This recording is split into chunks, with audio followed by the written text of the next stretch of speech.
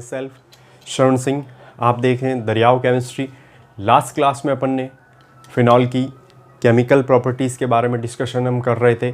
उसी के अंदर हमने लास्ट क्लास में डिस्कशन किया था कि नाइट्रेशंस में यानी HNO3 के साथ जब फिनॉल की रिएक्शन करवाते हैं तो उसे कौन सा कंपाउंड बनता है, किस तरीके से है। आगे हम उसी के अंदर अगला प्रोसेस हम देखेंगे सल्फोनाइजेशन मेथड, कि सल्फोनाइजेशन में यानी H2SO4 के साथ फिनॉल की रिएक्शन करवाते हैं तो कौन सा कंपाउंड बनता है। तो जैसे आप इसके अंदर देखोगे सल्फोनाइजेशन,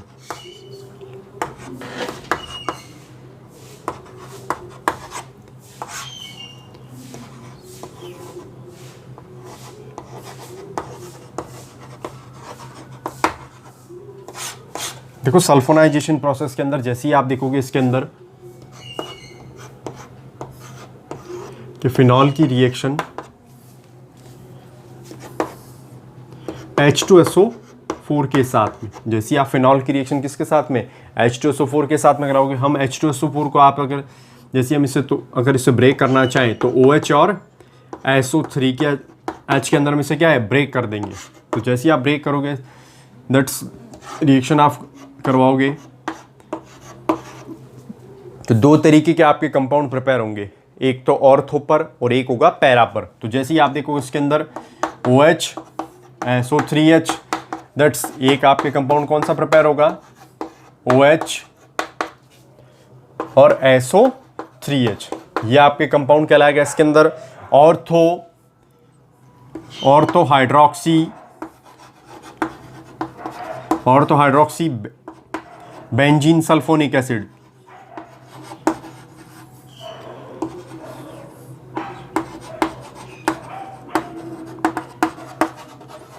ortho hydroxy benzene sulphonic acid, that's ये आपके कंपाउंड कहलाएगा para hydroxy benzene sulphonic acid. तो ये आपके इसके अंदर जैसे आप इसके अंदर ये आपके इसके अंदर कौन सा प्रोसेस था, इसके अंदर सल्फोनाइजेशन। नेक्स्ट आगे इसी के अंदर हम जैसे देखेंगे नेक्स्ट थर्ड नंबर आपके आएगी फ्रीडल क्राफ्ट रिएक्शन। देखो फ्रीडल क्राफ्ट रिएक्शन की अगर हम बात करें तो फ्रीडल क्राफ्ट रिएक्शन दो प्रकार की होती है। There are two types of Friedel Crafts reaction. एक तो आपके फर्स्ट नंबर होगी फ्रीडल क्राफ्ट एल्कलाइजेशन और दूसरी आपकी होगी Friedel Crafts acylation. Friedel Crafts alkylation reaction के अंदर हम देखें कि फिनॉल की रिएक्शन आप एसिड क्लोराइड जिसमें हम CH3Cl ले सकते हैं, एसिड क्लोराइड के साथ इन प्रेजेंस ऑफ एनाइट्रस AlCl3 की प्रेजेंसी में जैसे ही आप रिएक्शन कराओगे तो उसके अंदर एक तो ऑर्थो क्रिसोल बनेगा और दूसरा आपके बनेगा पैरा क्रिसोल। तो जैसे ही आप इसके अंदर देखोगे इसके अंदर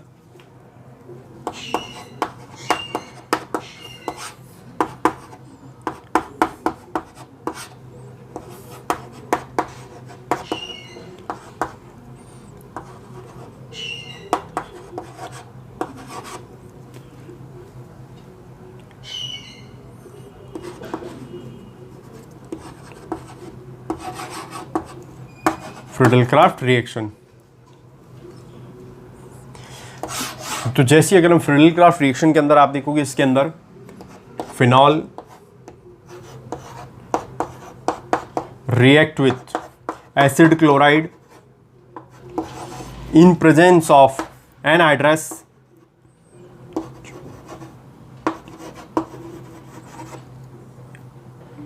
AlCl3, यानी निर्जलीकृत AlCl3 की प्रेजेंसी में जैसे ही रिएक्शन होगी दैट्स क्या होगा, जब यहाँ कंपाउंड ये ब्रेक होगा यहाँ से यहाँ का H और ये Cl बाहर कंपाउंड क्या निकल जाएगा आपकी HCl, दैट्स ये CH3 जाके कहाँ होगा, इन्वॉल्व होगा इसके साथ में।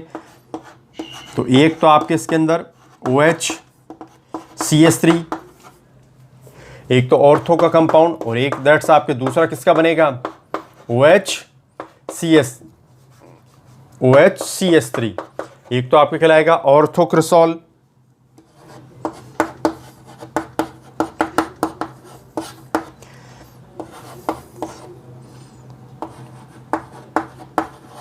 दैट्स एक आपके कहलाएगा पैराक्रिसोल।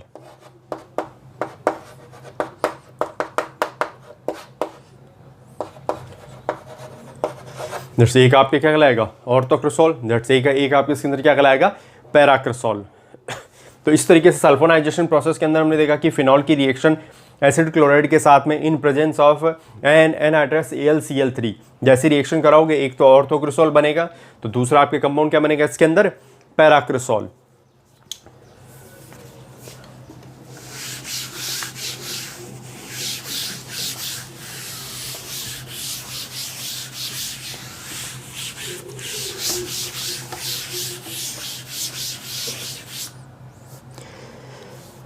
नेक्स्ट जैसे इसी के अंदर हम फ्रिडलक्राफ्ट के अंदर फ्रिडलक्राफ्ट एसिलाइजेशन अगर रिएक्शन देखें, फ्रिडलक्राफ्ट एसिलाइजेशन रिएक्शन के अंदर आप देखोगे कि फिनॉल की रिएक्शन एसिटिल क्लोराइड के साथ, तो जैसे आप एसिटिल क्लोराइड के साथ कराओगे इन प्रेजेंस ऑफ AlCl3, तो एक तो आपके ऑर्थो पर कंपाउंड बनेगा और एक आपके बनेगा पैरा पर। एक आपके ऑर्थो पे जो कंपाउंड बनेगा वो कहलाएगा आपके ऑर्थो हाइड्रोक्सी, उसे हम एसिटोफिनॉन कह सकते हैं, और एक बनेगा आपके पैरा हाइड्रोक्सी एसिटोफिनॉन ग्रुप। तो जैसे आप इसके अंदर देखोगे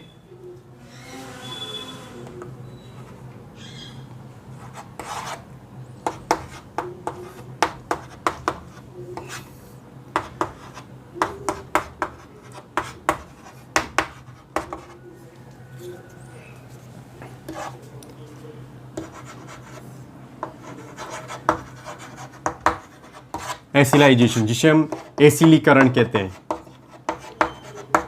एसिलाइजेशन, या जिसे हम क्या कह सकते हैं, एसिलीकरण कह सकते हैं। तो जैसे आप इसके अंदर देखोगे फ्रिडलक्राफ्ट के अंदर कि phenol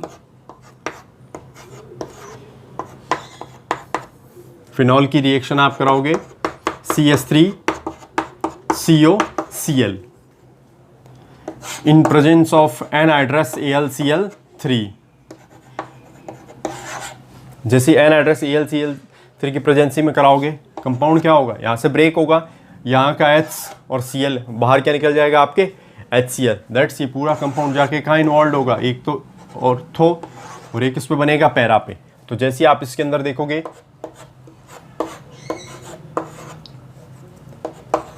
OH C double bond O CH3, ये आपके क्या लाएगा, ऑर्थो हाइड्रोक्सी एसिटोफिनॉन। दैट्स एक कंपाउंड आपके बनेगा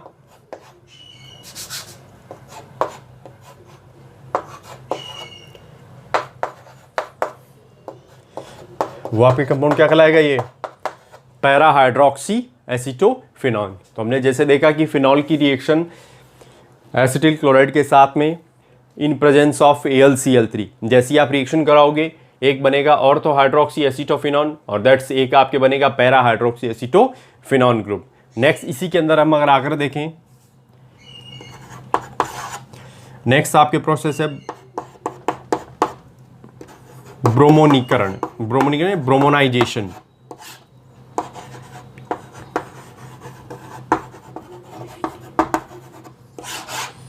देखो ब्रोमोनाइजेशन अगर प्रोसेस में आप जैसे देखोगे, हम अगर ब्रोमोनाइज प्रोसेस में देखें कि फिनॉल की रिएक्शन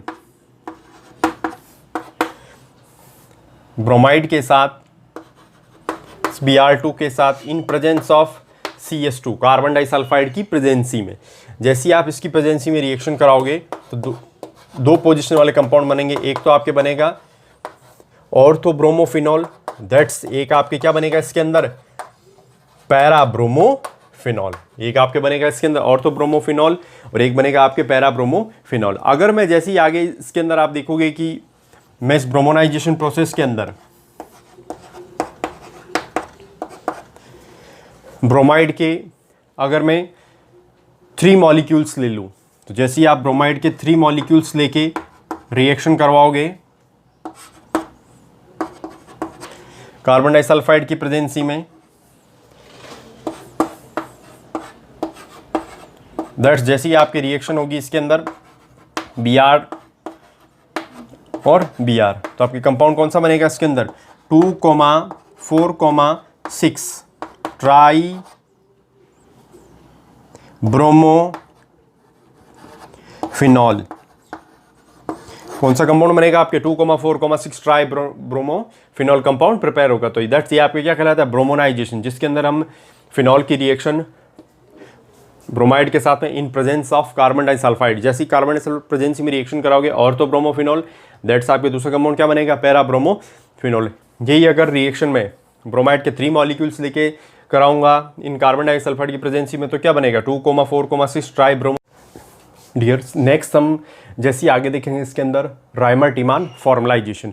राइमर-टीमान फॉर्मलाइजेशन रिएक्शन के अंदर जैसे ही आप देखोगे कि हम अगर देख सकते हैं कि फिनॉल की रिएक्शन क्लोरोफॉर्म के साथ, दैट्स कोई भी स्ट्रॉन्ग बेस जिनमें हम KOH ले सकते हैं के साथ जब करवाई जाती है, तो इसमें फॉर्मलाइजेशन के अंदर आपके बनेगा सैलिसिल एल्डिहाइड प्लस बाहर निकलेगा आपके 3KCl। और अगर कार्बोक्सिलाइजेशन के अंदर हम देखें कि फिनॉल की रिएक्शन हम कह सकते हैं कि CCl4 कार्बन टेट्राक्लोराइड के साथ में, दैट्स इसके अंदर भी KOH ही लेंगे, जैसी रिएक्शन करवाएंगे तो उसमें क्या बनेगा आपके सैलिसिलिक एसिड। तो जैसे हम फर्स्ट नंबर फॉर्मलाइजेशन के अंदर आप देखोगे इसके अंदर कि जैसे ही हम इसके अंदर देखें कि फॉर्मलाइजेशन रिएक्शन में हम फिनॉल की रिएक्शन क्लोरोफॉर्म के साथ, जैसे ही आप क्लोरोफॉर्म के साथ इसके अंदर क्लोरोफॉर्म के साथ और KOH के साथ कराओगे, कितने यहाँ क्लोरीन कितने 3 है, तो इसीलिए यहाँ कितने KOH लिए हैं 3 KOH लिए हैं। तो जैसे ही आप इसके अंदर रिएक्शन कराओगे तो आपके क्या बन जाएगा इसके अंदर, एक तो आपके बनेगा इसके अंदर सैलिसिल एल्डिहाइड प्लस 3KCl। हम अगर देखें कि तो इस कंपाउंड को हम ओपन करके भी लिख सकते हैं HCl और Cl, दैट्स इसमें कितने KOH को कर दिए 3 KOH,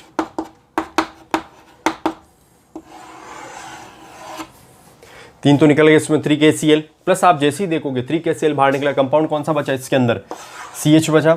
और यहाँ कितने ऑक्सीजन टोटल कितने 3 ऑक्सीजन है और 3 ही क्या है हाइड्रोजन है। तो एक ऑक्सीजन यहाँ मैं डिनोटेट करूँ तो आपके क्या बन जाएगा इसके अंदर सैलिसिल एल्डिहाइड बचे कितने आपके इसके अंदर, तो बाहर क्या निकलेगा आपके इसके अंदर 2H2। जैसे ही आप देखो बाहर क्या निकल जाएगा आपके इसके अंदर 2H2O बाहर निकल जाएगा। तो ये थी आपके राइमर-टीमान फॉर्मलाइजेशन। ऐसी हम अगर राइमर-टीमान कार्बोक्सिलाइजेशन के अंदर आप देखोगे सेकंड नंबर यही रिएक्शन है जिसके अंदर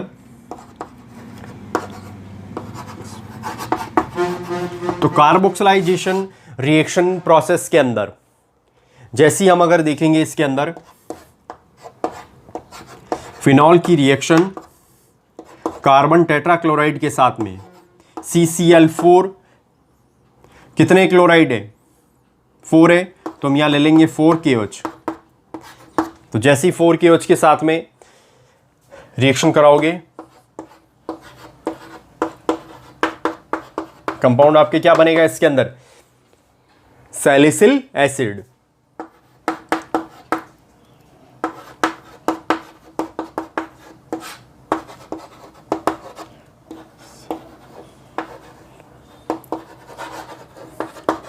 सैलिसिलिक एसिड प्लस आप देखोगे 4KCl, that's 4KCl, that's compound इसके अंदर क्या है 4KCl, बाहर क्या निकलेगा इसके अंदर 2H2। तो ये थी आपके राइमर-टीमान फॉर्मलाइजेशन और ये आपके राइमर-टीमान कार्बोक्सिलाइजेशन जिसके अंदर इसके अंदर फिनॉल की रिएक्शन कार्बन टेट्राक्लोराइड के साथ में, इसके अंदर फिनॉल की रिएक्शन किसके साथ में क्लोरोफॉर्म के साथ में करवाई जाती है। तो इसके अंदर आपके बनेगा सैलिसिल एल्डिहाइड और इसके अंदर आपके क्या बनेगा सैलिसिल एसिड। तो इस तरीके से